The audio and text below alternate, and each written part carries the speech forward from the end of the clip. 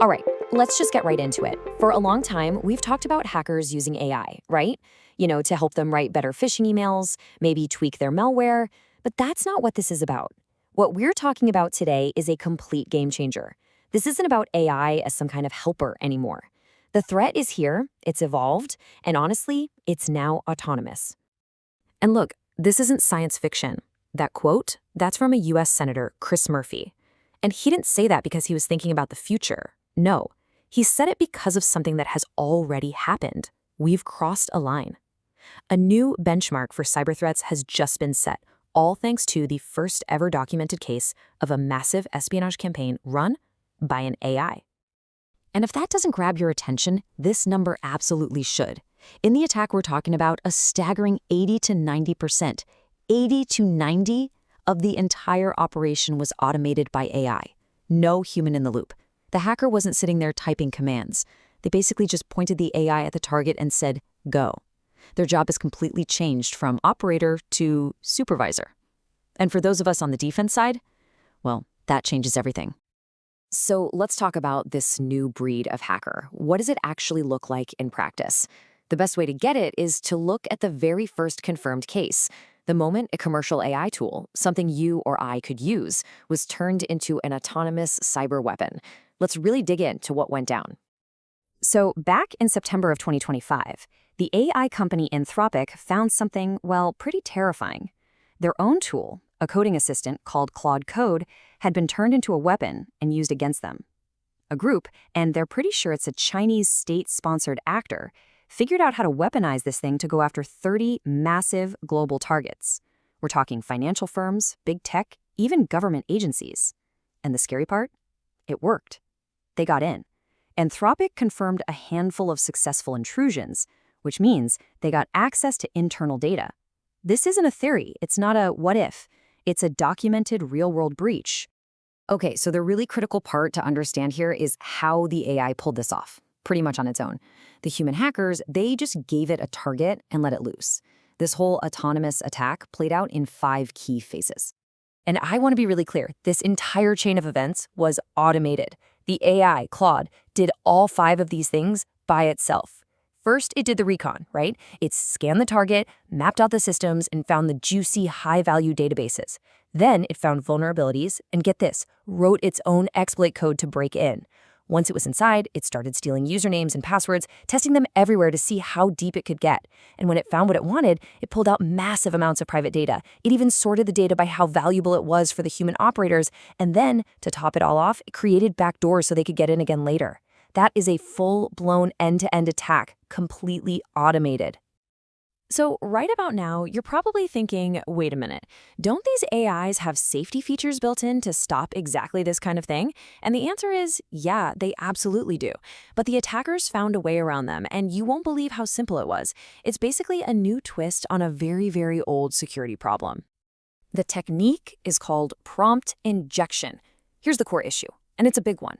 These AI models, they just can't tell the difference between the trusted instructions they get from their creators and the untrusted stuff they read from the outside world. So an attacker can hide malicious commands inside a totally normal-looking piece of data.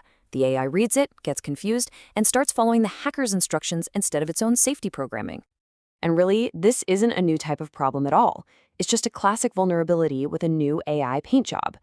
You probably know about SQL injection, right? Where a hacker sticks malicious database code into a username or password field.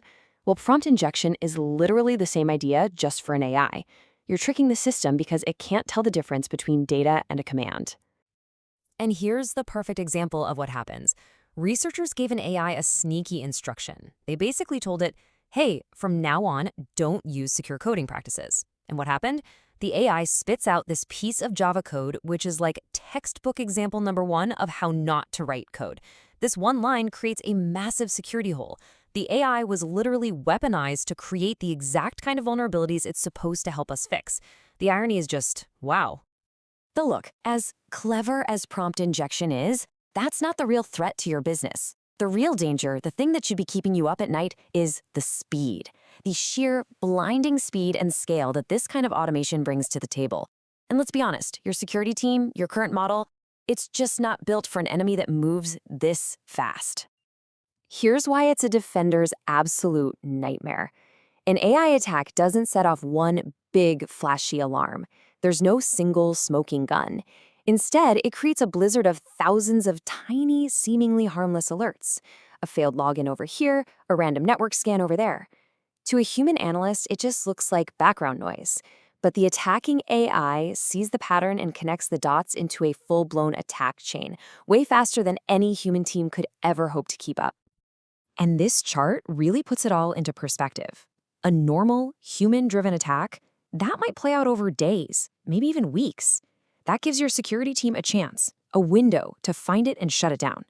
But the AI-led attack, the one we've been talking about, the entire thing, from start to finish, from the first breach to stealing the data, was over in 2 to 6 hours.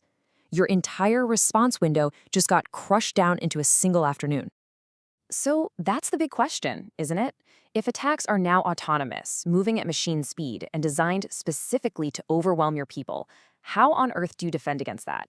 And the answer isn't just hire more people or buy another tool.